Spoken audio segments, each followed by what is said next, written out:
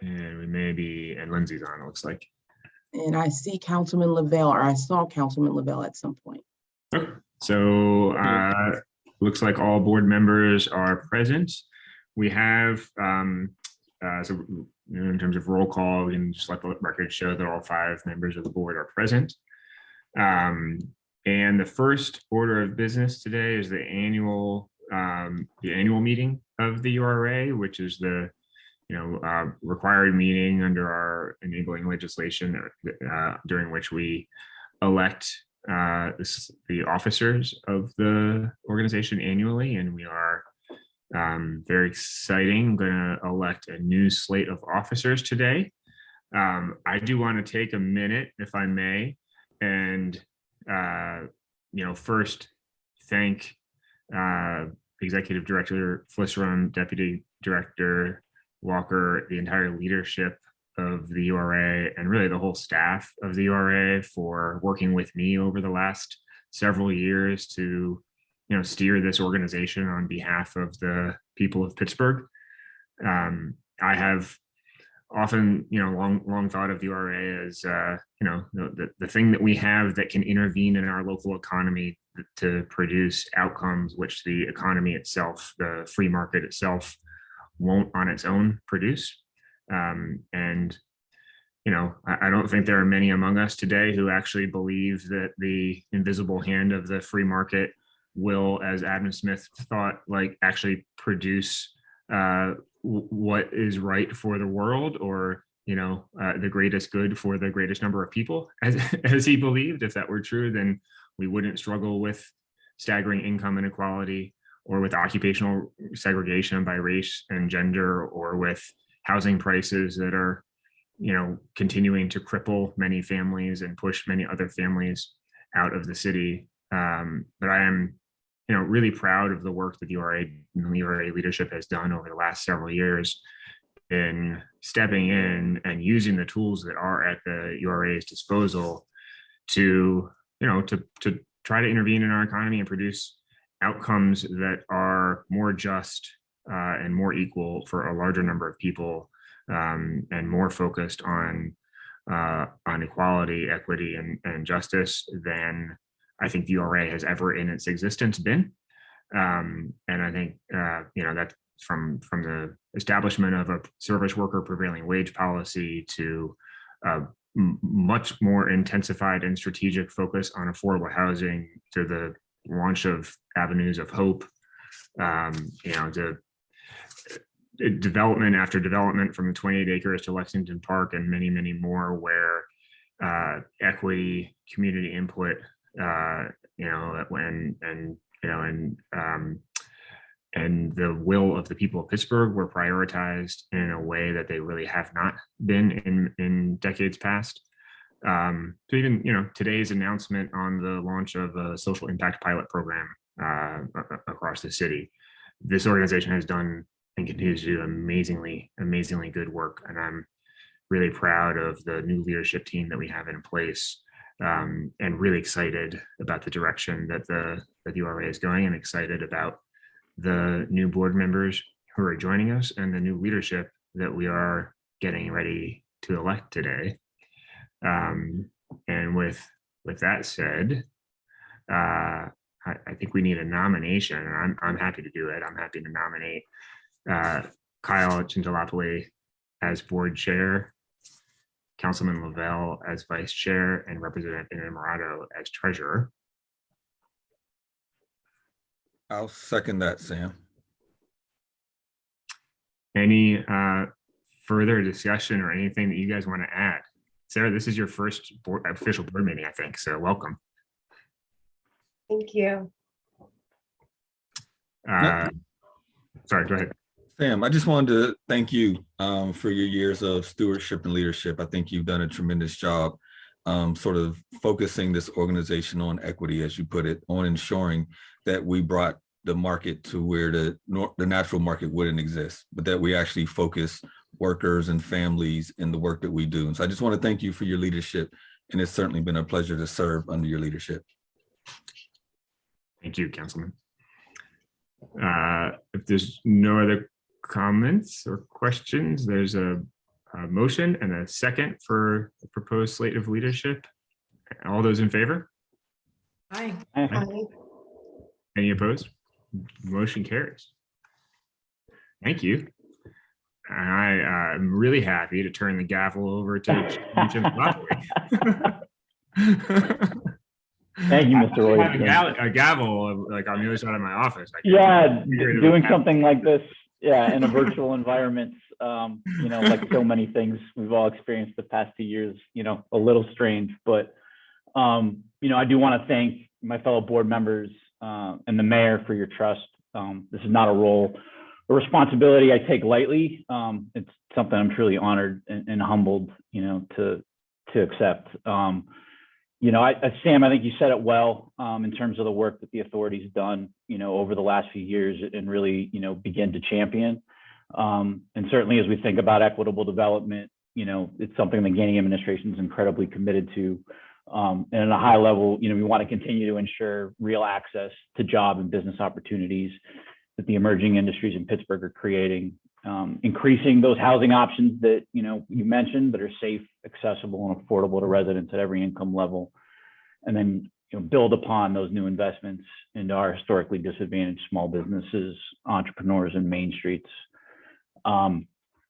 We know this work's not going to happen overnight. It's going to require partnership, hard work, compromise between developers, the business community, public agencies, and community organizations and advocates.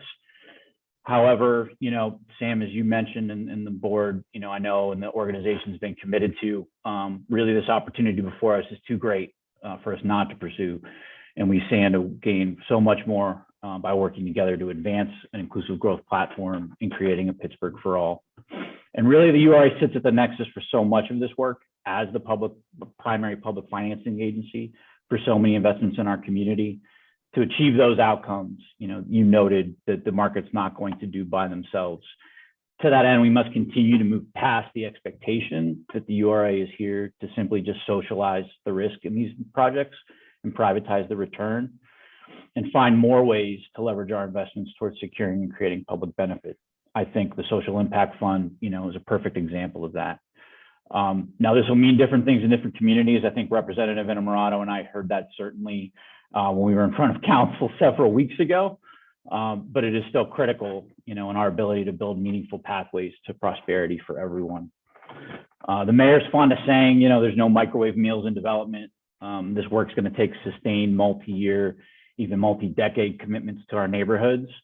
So to that end, it's incredibly important for us to invest in the professional development of our staff so that they feel empowered, not to only do the work, but build those close relationships with the communities in which they're working. And lastly, you know, Sam, I'd be remiss, you know, not to acknowledge and thank you for being a strong advocate for the URA and a steward, you know, of this role in your time as chair. As Councilman Lavelle said, leading an organization through not just moving offices, but an organizational strategic plan alone would be enough, and a tall task. You've done it with grace, but you know the pandemic obviously threw a wrench in everything. So truly, thank you for your service, and I'm honored to be able to follow you in this role and to continue to work alongside you and everyone else on the board as we continue to advance, you know, the work of this organization that's so critical to the future of our city. So, thanks. With that, we'll move into approval of the regular URA board meeting minutes from the February 10th meeting. Have a motion? Second. Second.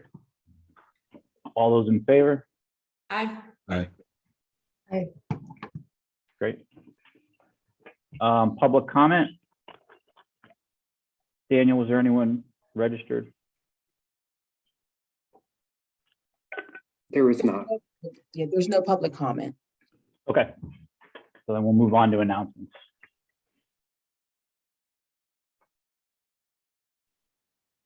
Great, thank you. Sorry, just getting my video started. All good. So just wanted to announce that our Neighborhood Initiatives Fund, or NIF as we call it, our application will be opening tomorrow for a citywide round.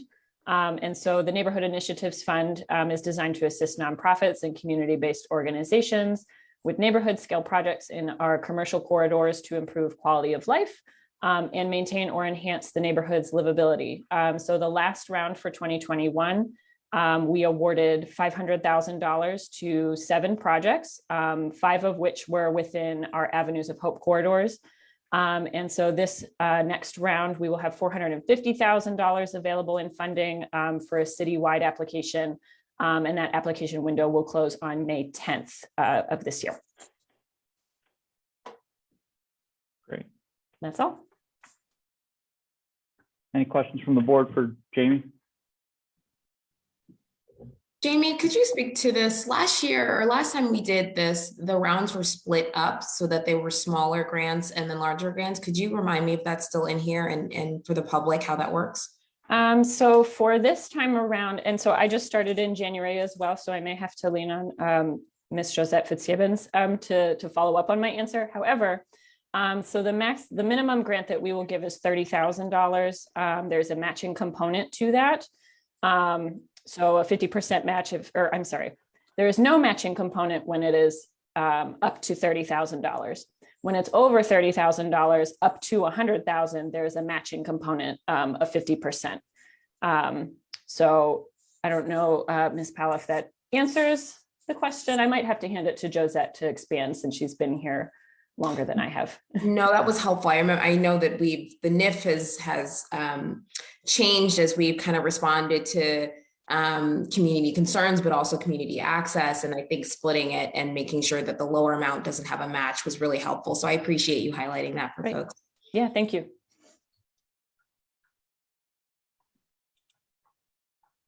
Anything else? Okay. Thank you, Jamie. The first item for action is related to under business solutions related to the social impact investments. Who's taking this from? Hey, I'm here. I'm in the office here where this is Dr. Diamante Walker. So hi, everyone. Thanks to the board and thanks to the staff and the public. And I'm excited to present these items for consideration to the board this afternoon. And very quickly on NIP, I just want to thank you to Zed, Jamie, the whole neighborhood business district service staff. Really fantastic work with the NIF program, and excited that we're to continue to launch that and make that available to our neighborhoods. So 2 items here: social impact investments. So what I'll do is I like to break these up into essentially 2 separate but equally important sort of presentations. And the first is on URA Ventures. So URA Ventures is a pilot program that here at the URA we've contemplated to pilot to really get more equity-like resources to our small business community to effectuate small business growth.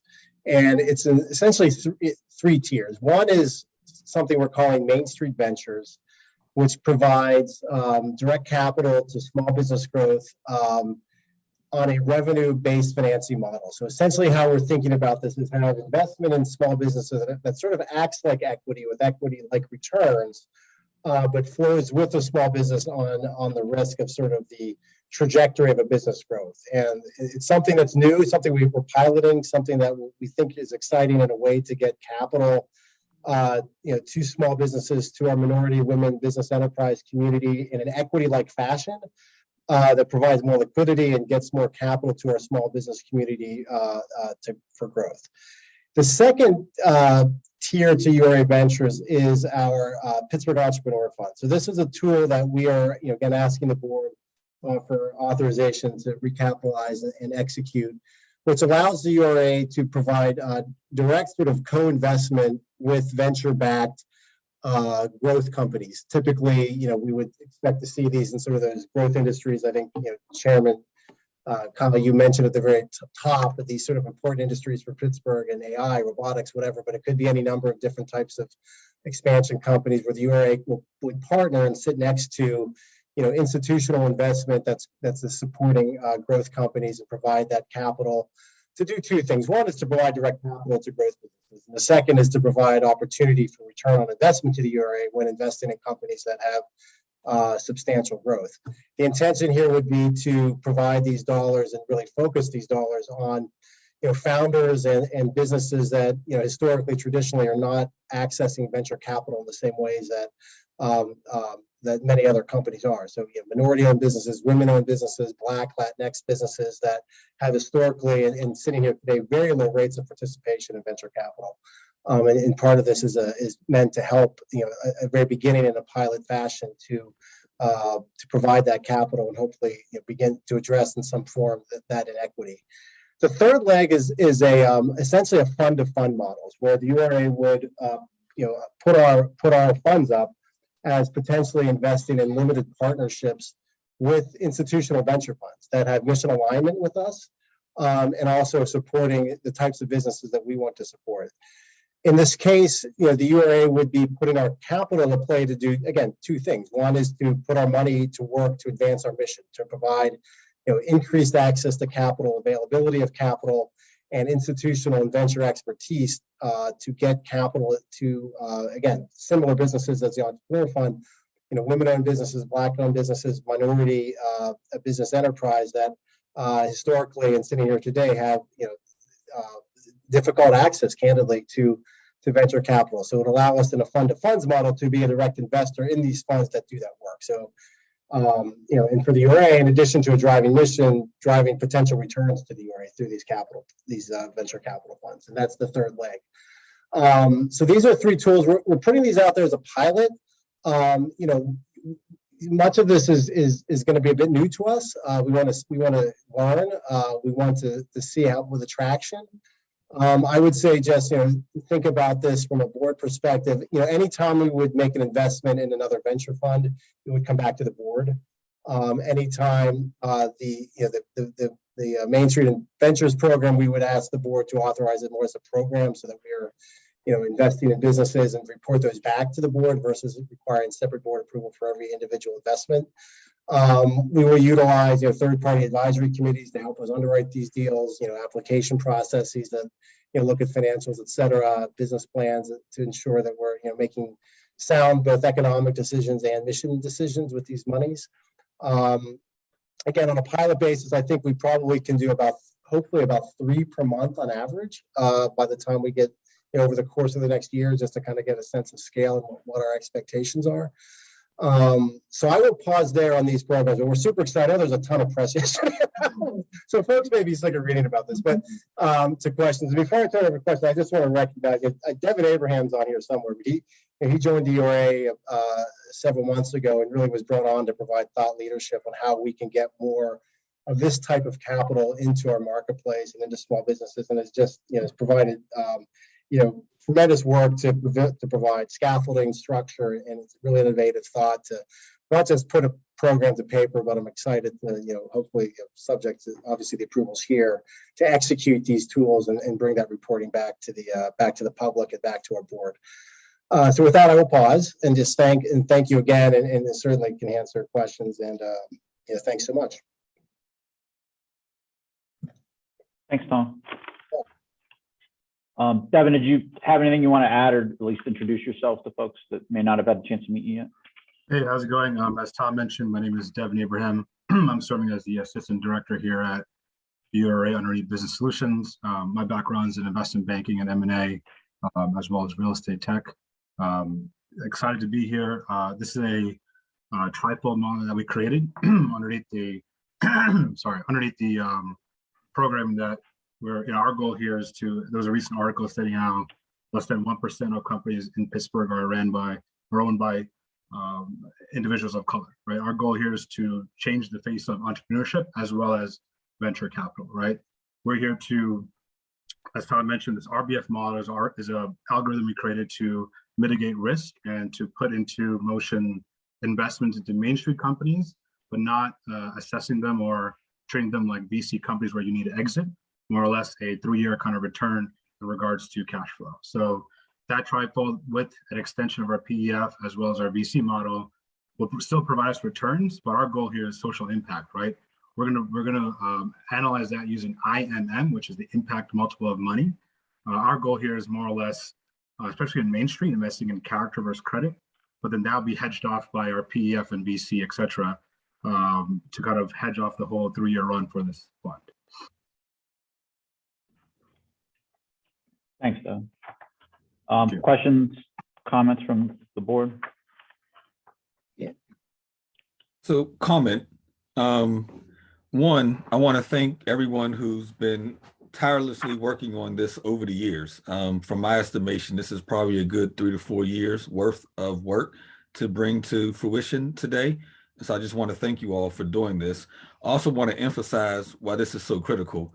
There was a report that was recently released that said, I believe I'm correct, in that in the top 50 metropolitan regions in the country, Pittsburgh had the lowest amount of minority-owned businesses. I believe in our city, 1% of businesses are owned by minorities, which is shameful. And I don't think it's because there aren't Black people who are willing to own a business or want to develop a business, but as already articulated regarding this and by Sam in his remarks and then by Cal, so much of it has to do with lack of access to capital.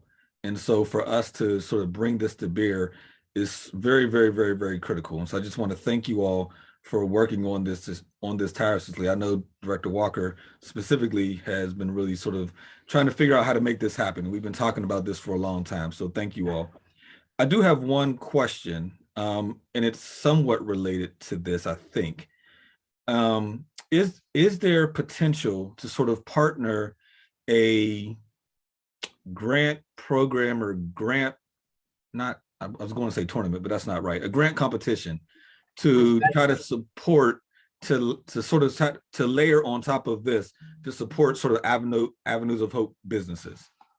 Yeah, thanks. Yeah, thanks so much, Councilman. I appreciate that question very much. You know, I'll say this: we have done some internal thought on this, and I'll be blunt. We have a bit of thinking to paper that we're not prepared to present here. So I think the short answer is yes.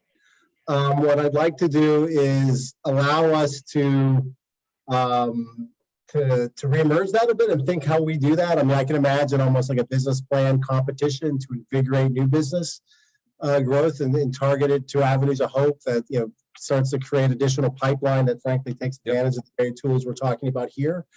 So I think the short answer is yes. What I'd like to do is I'm going to take that as a directive. And we're going to make sure that we bring back to this board and to the public, I think, something along those lines. I go back far enough to remember, there used to be a business plan competition that centered around the Keystone Innovation Zones. And it was very, very successful, and it helped a lot. You know, they weren't huge dollar amounts, if I remember correctly, and they helped a lot of companies kind of get on their feet. And, you know, a number of them ended up becoming the kind of companies that would benefit again from VCs and more institutional capital. So I think there's a gap. There is something there for us to, the URA, I think, is always one of the roles we play is to sort of fill these gaps, right? And I think that there may be a bit of a gap there in sort of that specific sort of competition and role to invigorate and incent new business startup and creation at that very, very, very early stage. And when I'm thinking like around a business plan type of competition. So we will work on that, and we have been working on that from a thought perspective, and look forward to try to bring something back for execution here at for the public and for the board. Actually, it kind of dovetails too. This business plan competition is on top of all this, but another layer that we've talked about is this idea of a minority women-owned business accelerator. A lot of people have been talking about that. We've identified some space potential that the URA owns. We don't have to program it with wraparound services. I was involved in a project initiative in Kansas City called Launch KC, where we did all three of these things and had a lot of philanthropic support with the Kauffman Foundation and others. But this is really part of a suite of ideas, I think. It's not a standalone. So we want to bolt other ideas onto this as we go along. But the grant competition would be a great layer that would sit on top of all this. And if I may add, Chairman, so I want to recognize the board. I believe that it was the board's sort of edict to create that MWBE investment prospectus a few years ago, back in 2017, under the direction of Nancy West. This was a recommendation 13 out of 16 in my original job, was designed to start to implement those 16 recommendations. We've made our way through a great many of them, and we thought that it would take about 5 to 7 years to do this particular one. So to see the board and the URA reach this in under 4 years is remarkable. I want to thank Tom Link and Devin Abraham and the entire Business Solutions team for taking what I think was a very high level vision that was given to us by the board and helping us to implement this, which I think it really changed the face of diverse business here in Pittsburgh. So thank you for your leadership. Just one other comment, and then I'll be done. As already sort of articulated and mentioned, we're sort of stepping into a place and doing it justly and rightfully so, but we're stepping into sort of a place that we shouldn't necessarily have to. So I just want to take a moment to sort of ask that the private sector, that our banking community, that the Allegheny conferences on economic development of the world, and all these other entities that are also supposed to be responsible for building up economically our community begin to participate in a more impactful and intentional way. And I would also suggest that one way, since clearly they're uncomfortable doing it, would be to simply transfer resources to us to be able to continue to do this work at a greater scale. Because at the end of the day, for the most part, we're playing with government dollars, which at the end of the day is pennies on the dollar compared to what the private market has to provide. I'm done. Completely agree, Councilman. Drop the mic. I'll say too that, this really meshes well. Kyle, you probably can speak to this better than me. It really kind of meshes well, I believe, with the Build Back Better challenge that PRI has, been leading on the Build Back Better program in terms of how do we reposition the economy around, AI, robotics, artificial intelligence with the side, the component of minority women-owned business development. I know creating accelerators was part of that. So this would be a nice insert into the initiative. I think we've already gotten some feedback from some folks who believe that's the case. So yeah, Director Powell's probably more familiar with the application than I am, Director First, but I would agree with that at a high level. And to the councilman's comments, I mean, I think beyond a pilot or a demonstration for us, right? It's a proof of concept for the broader, finance ecosystem in Pittsburgh to show, that you can kind of balance these two ends and still have a return for yourself. Devin, you spoke about IMM. So, I think, if we're able to unpack that a little bit at some point now or later, and maybe in conversations with, some of those other funders to the councilman's, kind of charge or challenge to the broader community, I think there's definitely value there.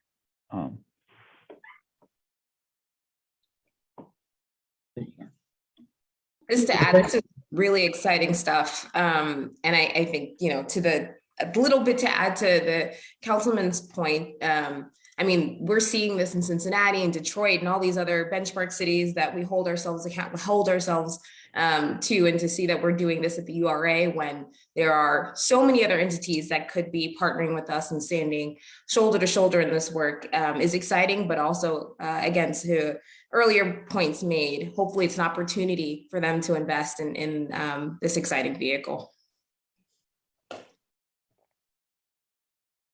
Yeah, appreciate it. Thank you so much. Yeah, I would say this. I mean, I know this is a public meeting. If there are folks out there who read this stuff, well, that's exciting. We'd love to hear from you. We're always looking for partners or resources. So yeah, appreciate that. Thank you. Always the salesman, Tom. Yeah. Thank you, Kyle. Thank you, Chairman. I tell you what, there's another social impact investment program. If it's okay with the board, I'd like to move on to that one because I know we also would like for the board's consideration another tool that's specific for real estate development entities and providing, again, similarly equity-like tool, well, not equity-like in this particular case, actual equity. The URA to have the ability to provide equity to real estate development sponsors, and specifically, minority and women-owned business enterprise real estate and developer sponsors. And so the intention here is that as of course the public and the board knows that, the URA is heavily involved with real estate development. We have land that we're transacting, partnering with developers through various processes, RFPs, et cetera, to drive new development in our city, to provide, all the things that we talk about, affordable housing, neighborhood business district investment, jobs, reinvigorating main streets, avenues of hope, et cetera. From time to time, we see deals where we're trying to get them across the finish line, trying to get them to the point where they can close capital stacks, that there's a bit of a dearth of just that equity piece up front. In some cases, to participate with the developer and sort of sit side by side, so to speak, from a risk perspective, to help get these sponsors, the sponsor itself in a capitalized position to be able to, frankly, go get private debt, right? And go get other public financing resources that are necessary to get a project to a finish line. So what we're asking the board here to authorize is a set of essentially policy program guidelines for us to use, to consider on a case-by-case basis when these opportunities are in front of us, that allow us to consider making equity investments in this manner. Again, for the board and for the public's perspective, anytime we would do this, again, the guidelines describe an internal process we would go through from an application, underwriting, internal review process, advisory process to consider decision-making. We would bring those back to the board. So if the URA is going to make an equity investment in some real estate development project, the board would certainly see it again before we would make a final decision on that. Some very top-level parameters in the guidelines that are attached with this agenda and for the board's consideration is, we're asking that any individual investment of URA cash as equity into a real estate development entity in this manner would be capped at $500,000. We would seek what we're describing as sort of commercial reasonable returns. The general idea here is that equity is if URA is going to be participating as an equity investor, we would seek returns that, while we recognize we're not a private investor and not necessarily seeking 18 to 20% IRR, we also are. This would be equity that has an expectation of return commensurate with typically with the real estate equity investing.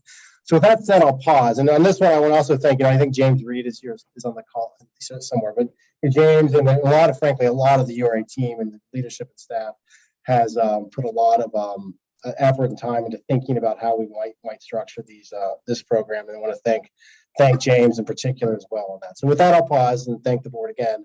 And I certainly can answer questions and take comments. So thank you. No Thank you, questions. Just bring all my comments forward to apply to this as well. Thank you for your hard work on it.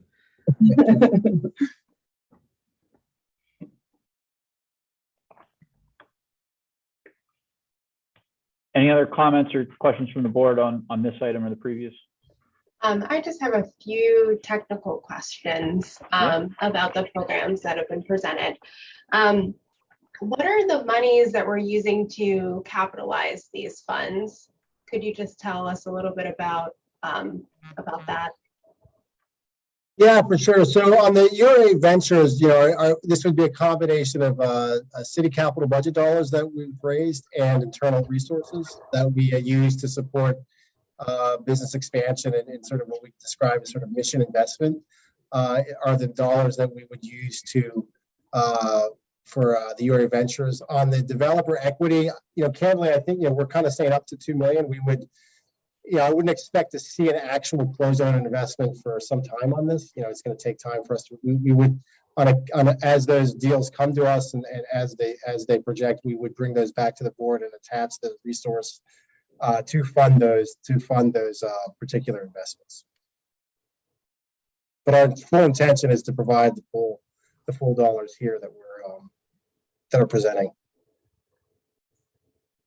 Great, thank you. And with the social impact piece, what can the public expect as far as reporting out on those social impacts? Meaning, what are the specific criteria and outcomes that are going to be highlighted and available for public consumption as we move through the pilot program? I appreciate that so much. I mean, so we will report, on the actual businesses that we serve, right? The outcome should be business growth. I mean, from a community perspective, hopefully what that means is in your neighborhoods and your business districts, businesses that you'll see that are growing, that are serving, serving our neighborhoods. Quality job growth, right? Like the types of jobs we've created, who's receiving those jobs, not actual names, but where folks are, the folks that we're supporting. Leveraged investments, how much other capital we're leveraging to support the individual programs and individual businesses. Certainly on the real estate side, it would be the types of things we would look for in any real estate project. So affordable housing measures, levels of affordability that the board requires and that the URA requires in terms of our investment in moving projects, the real estate projects along. Again, jobs created, businesses supported.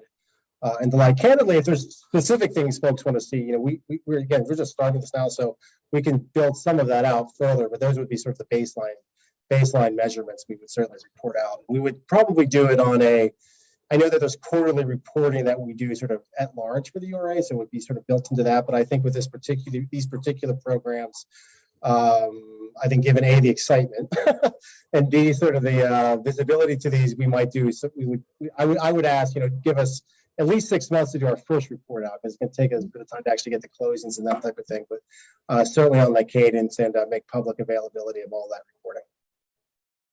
So thank you. Great, thank you. If I could, well, 2 things, add to that. I know in the past, the URA has done really wonderful dashboards for the public. So as we move forward and collect the data you were talking about, if we could weigh in on what type of data we'd like recorded and displayed, that would be helpful, and make sure that it reflects what the public wants to see. But I wanted to flag as well in the chat that there was or the Q&A, that there was a question. I think we started to answer it, but wanted to make sure it was fully answered.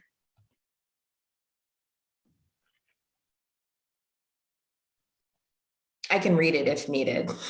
The question from Marimba Lyons, how will the board ensure that the public money is actually supporting equity and not concealing inequity, irrespective of who the developer is? Will this fund be available to Black-led and POC 501c3 developers?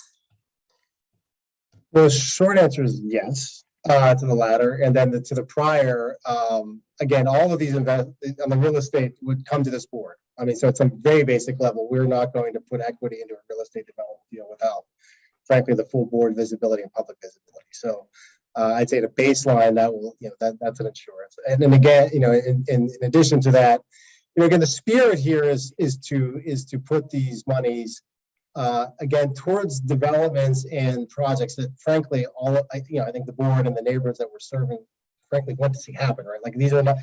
I don't want to get ahead of ourselves because we don't have anything to prove here, but I can imagine the deals we're looking at are deals that are going to be the ones that are important to our neighborhoods, right? To reinvent a building, to reinvigorate a main street, to provide more housing affordability, to create quality jobs. And those are the deals that we'll be investing in. And again, to be very sort of brass tacks, as a professional here at the URA, I'm not closing on equity in a real estate deal until it comes to this board and public visibility. And that will be certainly a final approval before we do anything in this space. So that's how I would answer that. So thank you.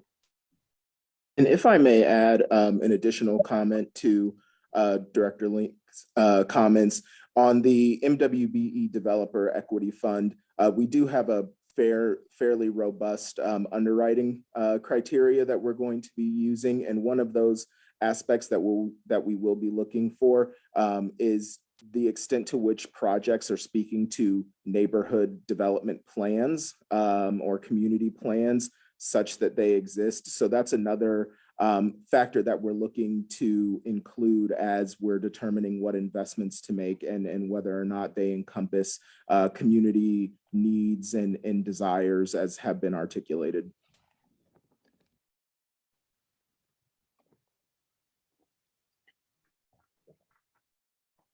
So we got another question that came in. I think, James, you may have answered it though.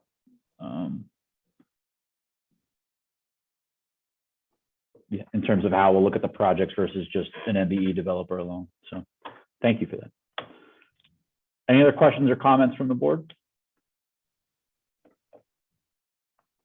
Thank you all for your work. I think, as others have noted, this has been sort of a long time coming and something that we know the market's not been responsive to thus far. So, I'm happy to see us kind of taking the lead on this. And, as noted as well, hopefully others will follow once we demonstrate, the power of what this is able to do.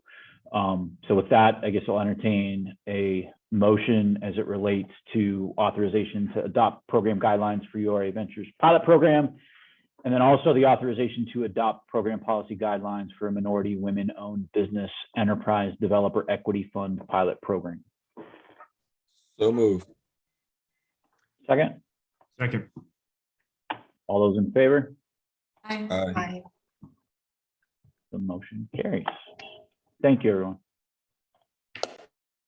Next on the agenda, under Avenues of Hope, a New Markets Tax Credit PUI Investment Fund capitalization. Yeah, thanks so much, Chairman. This is me again, Tom Lake. So yeah, thanks so much. The previous, we're excited about it and looking forward to reporting the great results. So speaking of innovative financing, so the URA for several years has been a conduit through our affiliate Pittsburgh Urban Initiatives to a federal tax credit program called New Markets Tax Credits, which, if folks want a sidebar sort of training on New Market Tax Credits, our fantastic president of PUI, Rebecca Davidson Wagner, will surely do that. But the general idea here is that it's a federal tax credit program that brings essentially equity-like tools to job creating and actually more recently, as we've been sort of figuring out great ways to use this tool, affordable housing and mixed-use development throughout the city. And it's a tool that we've used quite a bit. We've raised, I think, over $234 million.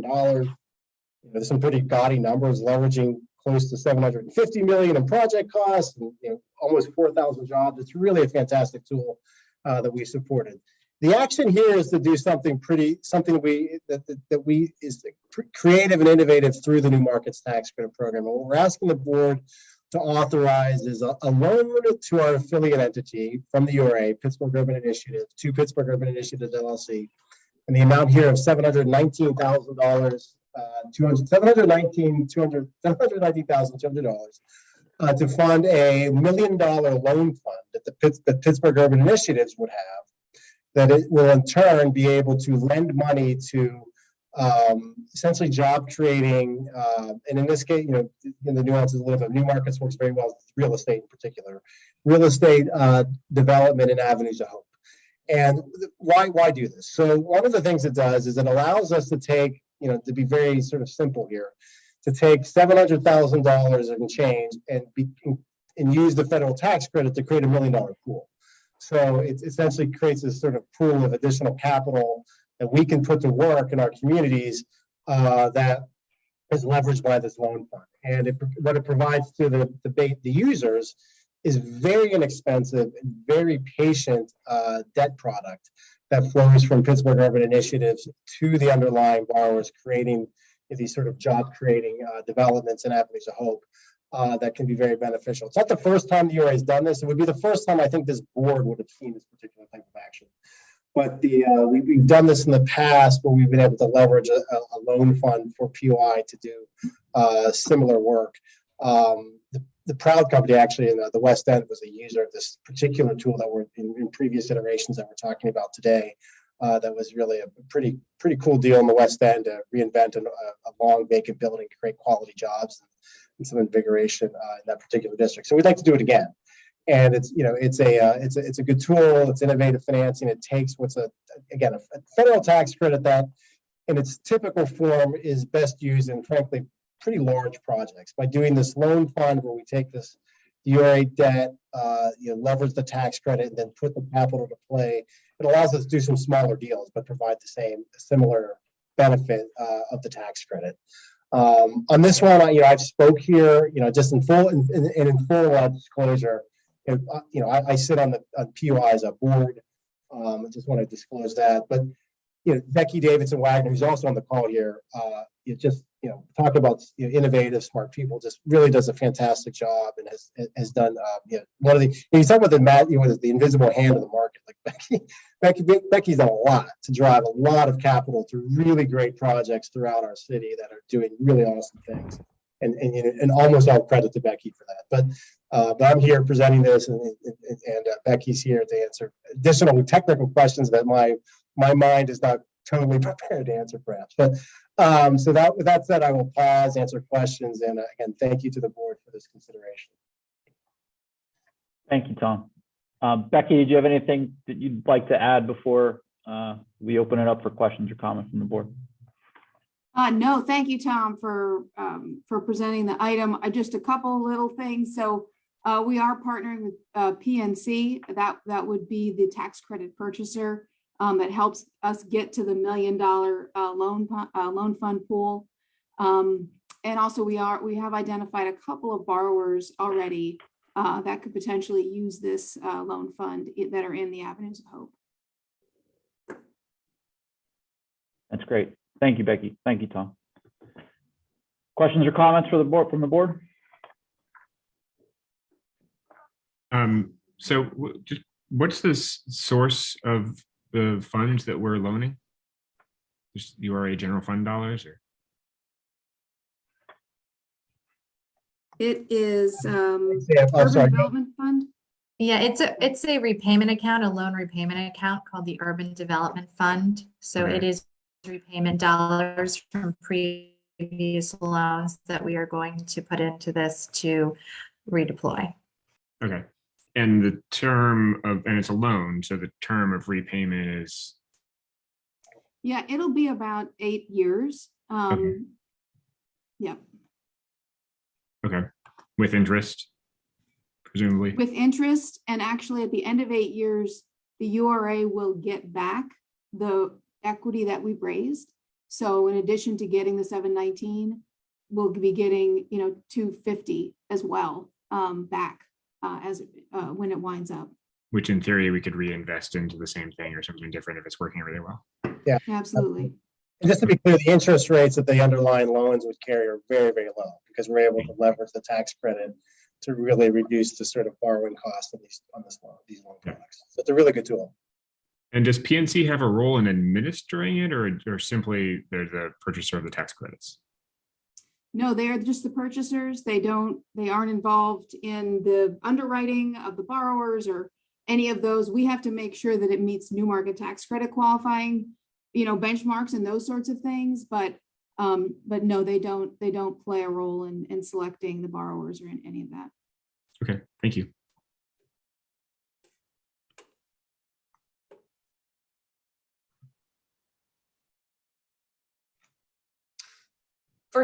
Just to clarify for the board, I do sit on the PUI board, so I don't know, just to disclose it, I don't know if I need to recuse myself. The question for lawyers, but just flagging for the board. Hey, Director Powell, I appreciate you disclosing that, and I think it would be clearest for you to not vote on this one. Sounds good.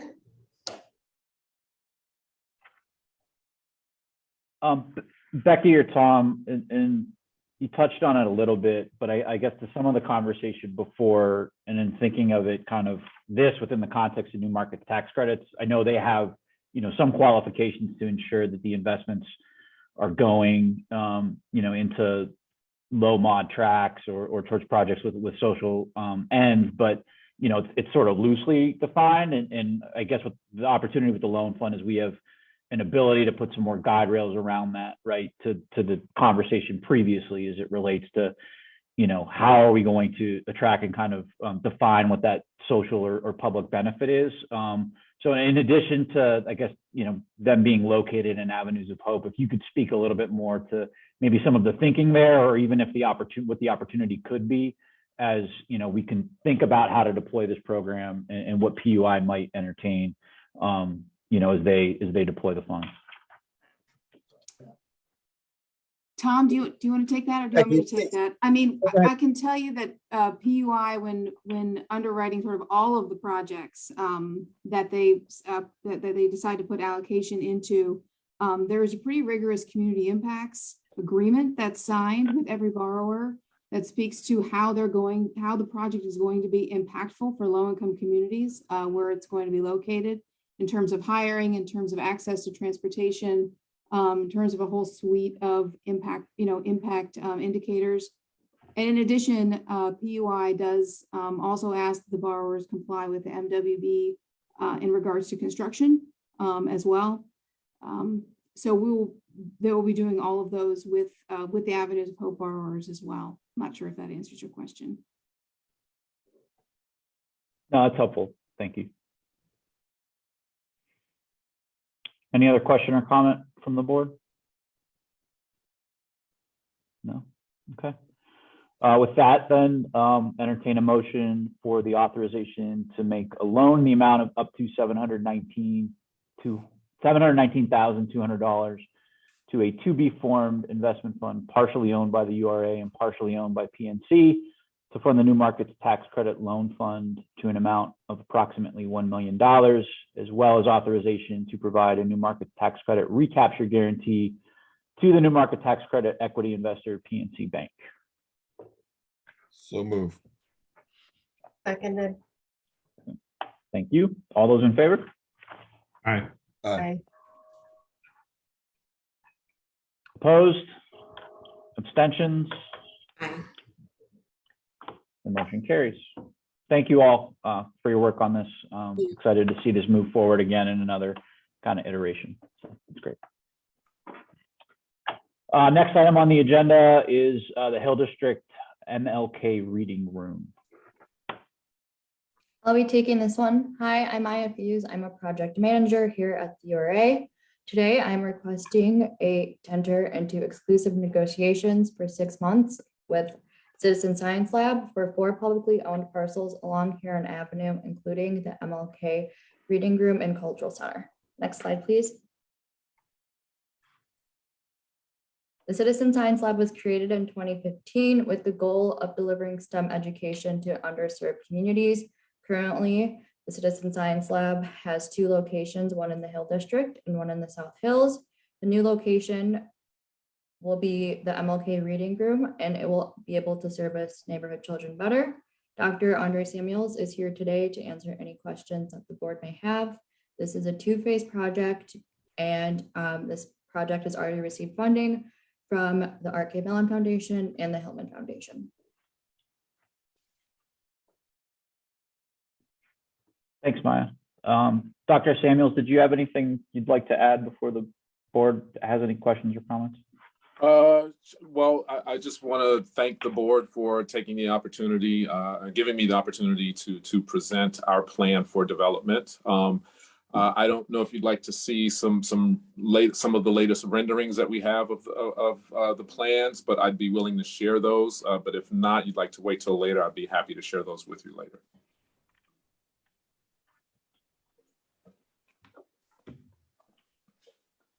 I defer to my other board members if we want to see those now or later, in addition to the ones that are on the slides that Maya shared with us. Oh, if there are some on the slides, some other ones on the slides, then I think those will be fine. But we just recently got some updated ones that were very nice that really kind of bring the whole picture together.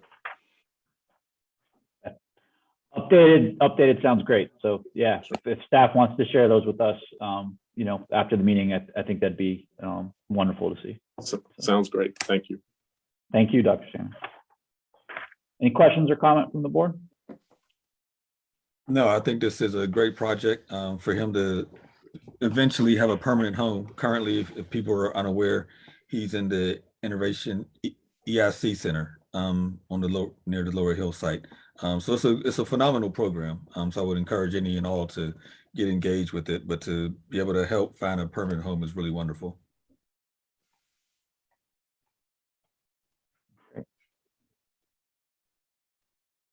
Well, Maya, thank you for your work on this. Dr. Samuels, thank you for your commitment to the project and seeing this through. This will be the first action, sort of an exclusive negotiation. So, we'll look forward to seeing this down the line.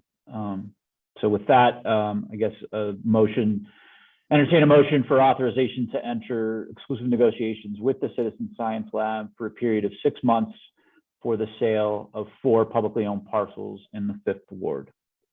So move. Seconded. Okay. All those in favor? Aye. Aye. Opposed? Abstention? All right, the motion carries. Thank you. Thank you, everyone. Next on the agenda, Second Avenue, 4800 block, City of Bridges Community Land Trust, Residential Development Phase 1.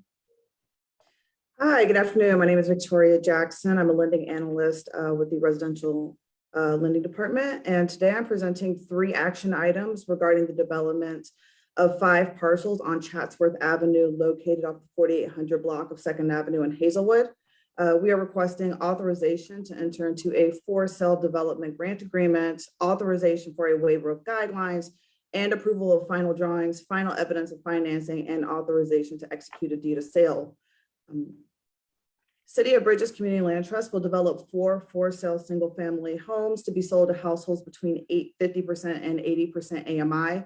Each home will be a 3-bedroom, 1.5 bathroom unit. The sales price will be between $120,000 and $135,000.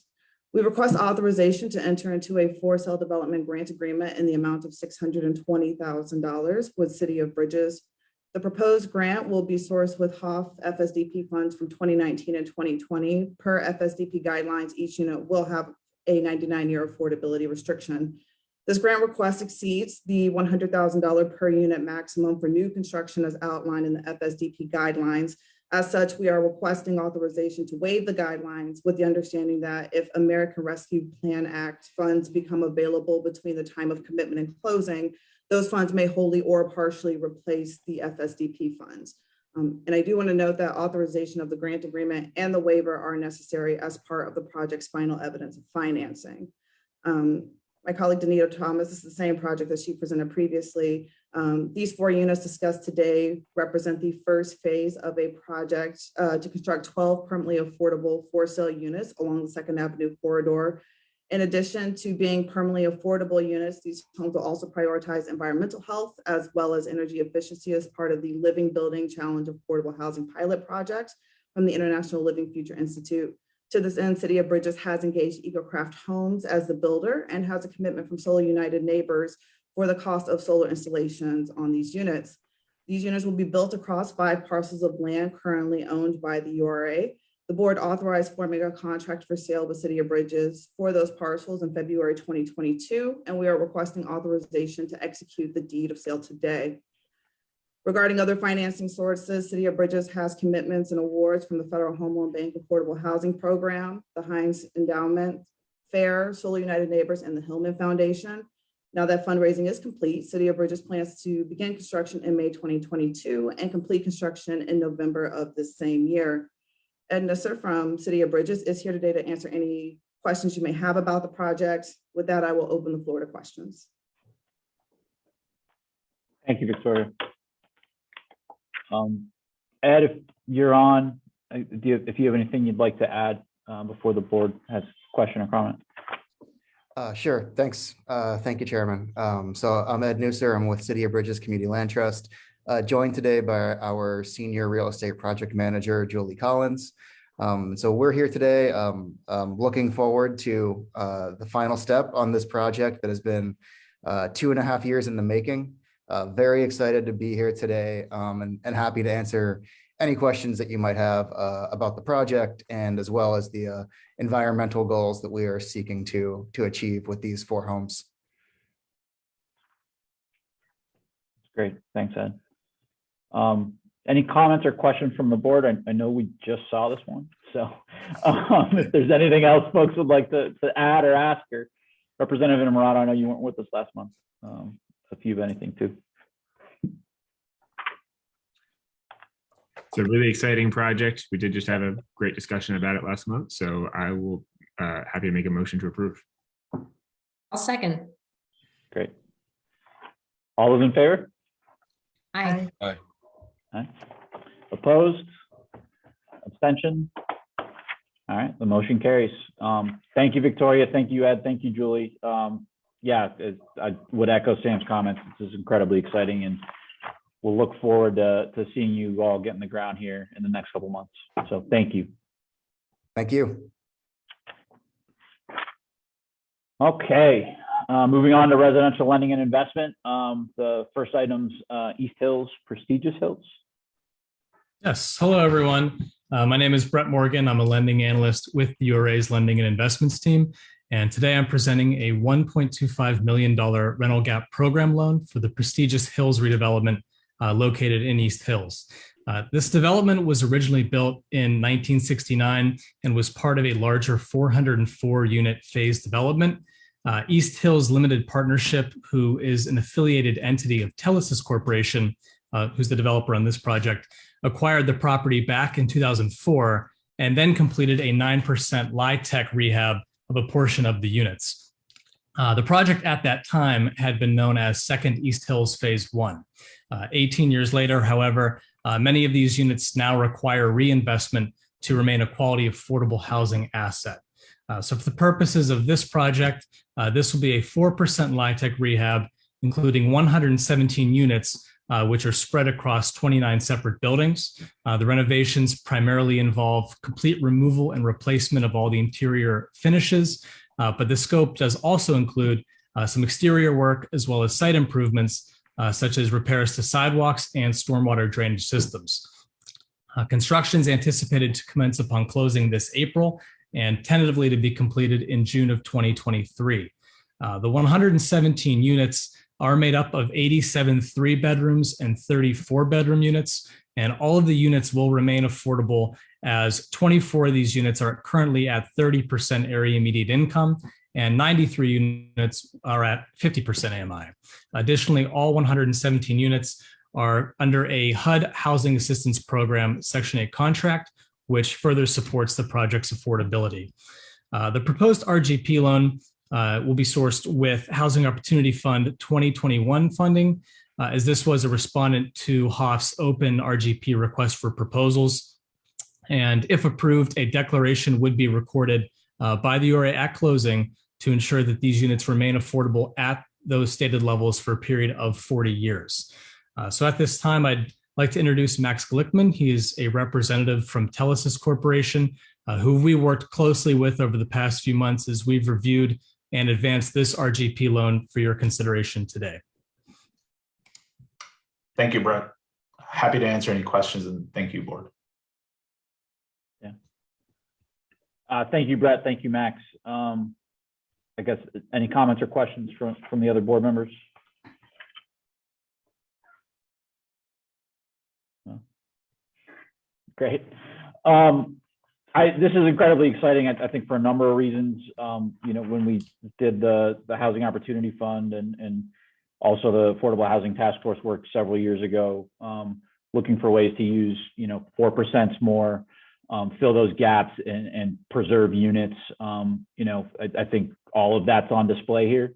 So it's incredibly encouraging to see. With that, thank you, Max, and your entire team for, kind of staying at this, as well as the team at Rising Tide. I'm sure it was not an easy deal to pull together. And Brett, for the work that you and Shana and everyone, on our side of the house, have done in support of this. It's exciting to see move forward and will provide, much needed long-term affordability, as well as preserving, the asset of these units in East Hills for the community there. So with that, entertain a motion for authorization to enter into an RGP loan agreement with Prestigious Hills in the amount not to exceed $1.25 million for the renovation of Prestigious Hills, a 117 unit community in the East Hills neighborhood of the city of Pittsburgh. So moved.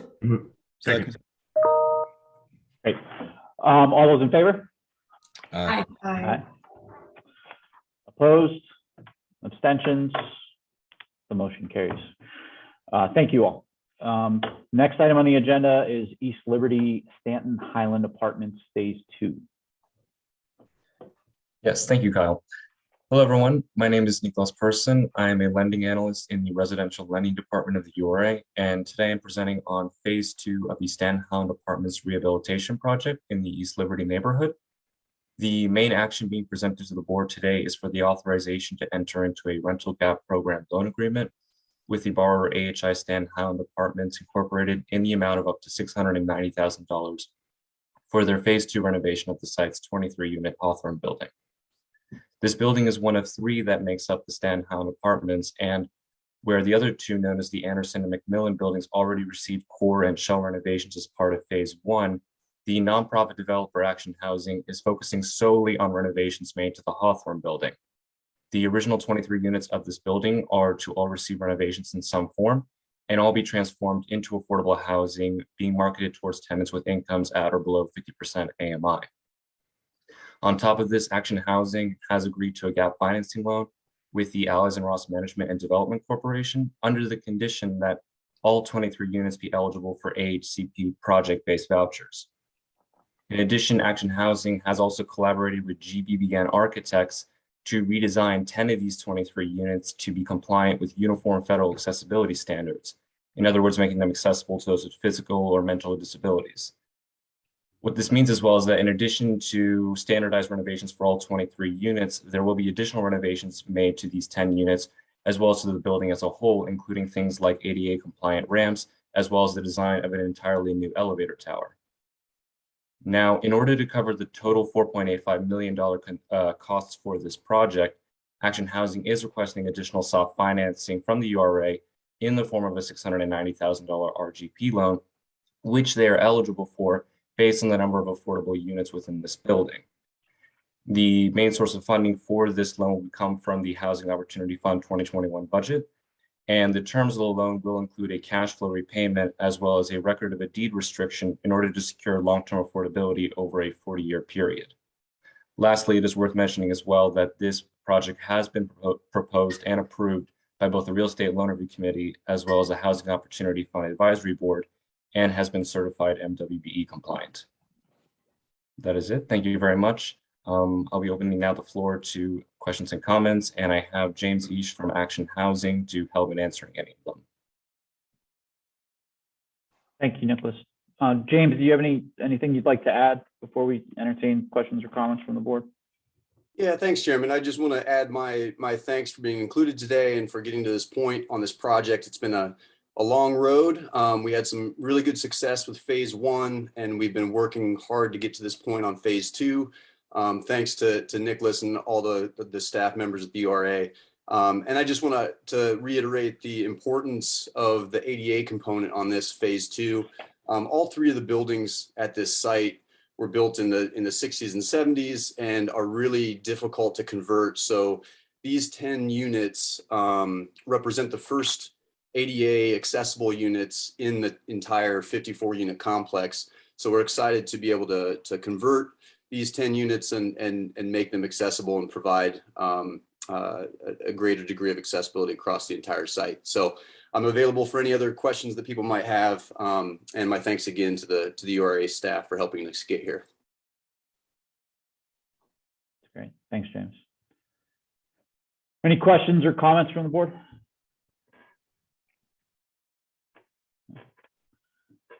James, I did have one. There's brief mention of it in the director's report on the work that Action will do with Achieva, United Way, and My Place.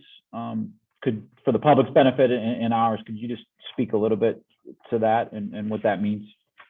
Sure. So when we have supportive housing, as we do in almost all of our projects, we typically provide one layer of supportive services that are available to all tenants throughout the building. And then we have kind of a second layer of more intense services that are crafted for a particular population, in this case, individuals with physical disabilities. And when within that structure, we typically partner with service providers that have a long history of this type of work. In this case, Achieva in particular, we've worked with on a number of projects, including our most recent LIHTC project in Lawrenceville, 6 Ward Flats. So we work with them to build out what that suite of supportive services looks like as they tailor it to make sure that it's really fitting the needs of the population that are going in. So we don't have that program finalized, but that's typically the structure of it. And as we go through construction and get a little bit closer to lease up, we start dialing in the details in conjunction with our service provider partners. And that'll be for all 3 buildings there, not just the. Yeah, Okay. it will be. And actually, we're already working with the My Place program on a number of units in the first phase. The My Place program is, for those who aren't familiar with it, is a program that Action Housing runs together with the county that helps young adults that are aging out of the foster care system, helps them to live independently and become more self-sufficient. So we have a program that I think has 6 units in that first phase with full-time 24-hour support.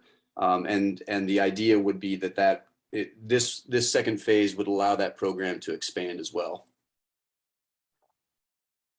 Great, thank you. You bet. Any other questions or comments? Okay. Entertain a motion for authorization to enter into an RGP loan agreement with AHI Stanton Highland Apartments in the amount not to exceed $690,000. So moved. So moved. Second. Okay. All those in favor? Aye. Aye. Opposed? Abstentions? Okay, the motion carries. Thank you, Nicholas. Thank you, James, for your work on that. It's great. Moving on to development services, Troy Hill, the Troy Hill Firehouse. Hello, board. My name is Gordon Hall. I am a project manager with Development Services. Today, we are requesting authorization to enter into exclusive negotiations for 6 months with QGE Holdings for the development of the historic Troy Hill Firehouse. QGE Holdings plans to redevelop the Troy Hill Firehouse into a neighborhood grocery market and cafe. The market would source locally grown products from farmers in Western Pennsylvania, and the cafe would sell prepared foods. The market and cafe would be managed and operated by the owners of Scratch and Company, an existing restaurant across the street from the firehouse. The building has an open nomination with the Historic Review Commission. All renovations for this building will be sensitive to its original historic condition. For some context and background, we received 3 proposals for this project, were reviewed by the selection committee made up of residents from the Troy Hill neighborhood. QGE Holdings was chosen unanimously. Developer is not seeking gap financing from the URA. Total development costs are estimated to be $658,000. The developer has submitted MWI and MWBE narratives that have been reviewed and approved by URA staff. As a reminder, this will come before the board again for final approvals before any property is transacted. With that, Chad Chalmers is here to represent the development team. He is available for comments and questions. Thank you, Gordon. I appreciate the opportunity, and I'm really excited about the project. And we think it's going to be a great asset to the Troy Hill community, which is currently a food desert in terms of markets and fresh foods to be served to all. Let me know if you guys have any questions. Thank you, Chad. Any questions or comments from the board? No? Okay. With that, I guess I'll entertain a motion for authorization to enter into exclusive negotiations with QGE Holdings or a related entity for a period of 6 months for the sale of a certain parcel 48N10. So moved. Second. Great. All those in favor? Aye. Opposed? Abstentions? The motion carries. Thank you, Gordon. Thank you, Chad. We'll look forward to seeing this back to the board in the future. Thank you. Administration, the 2022 operating budget.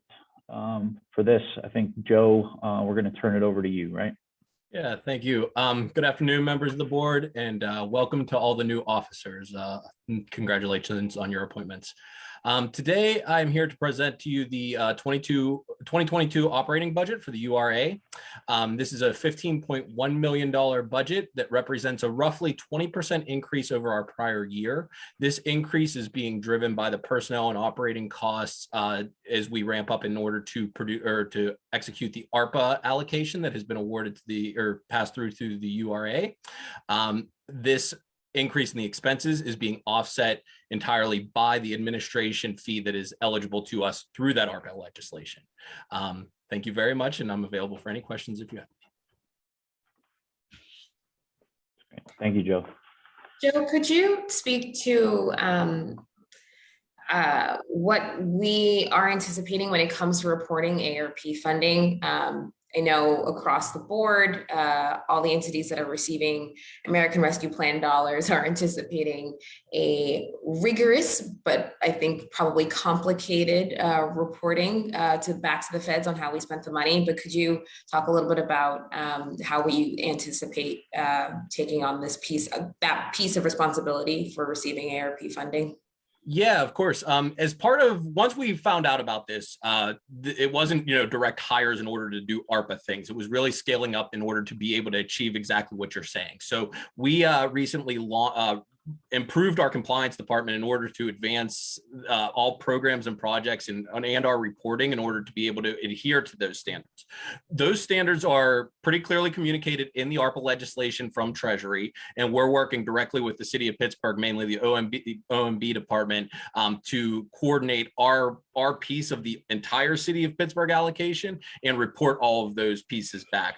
There's already some websites out there that track how these items have been spent, and our spending will follow the same.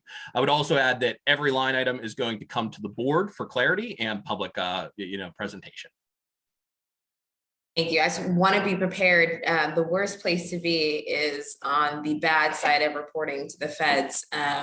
So I'm very grateful that the URA has already thought of this and is working to make sure that we've got clean reports back to the federal administrations.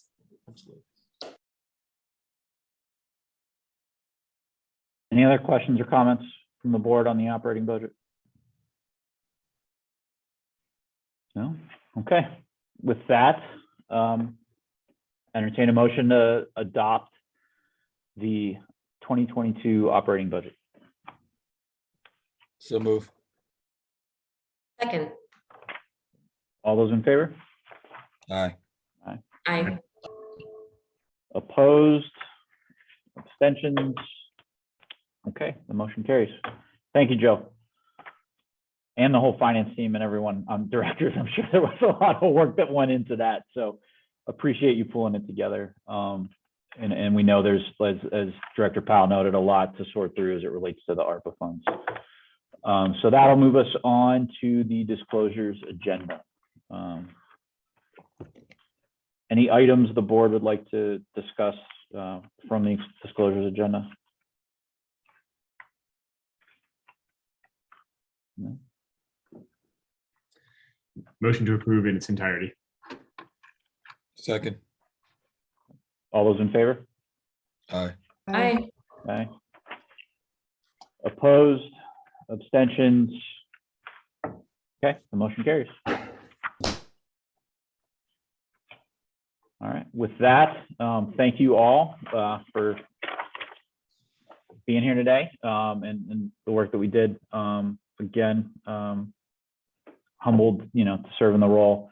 I don't know if there's any other comments from the board members or staff before we adjourn. Thank you and congratulations to all the new board officers. We are looking forward to working with you in the rest of 2022. Okay. Likewise, with that, motion to adjourn. Second. Thank you, everyone. All right. Thank you. Thank you.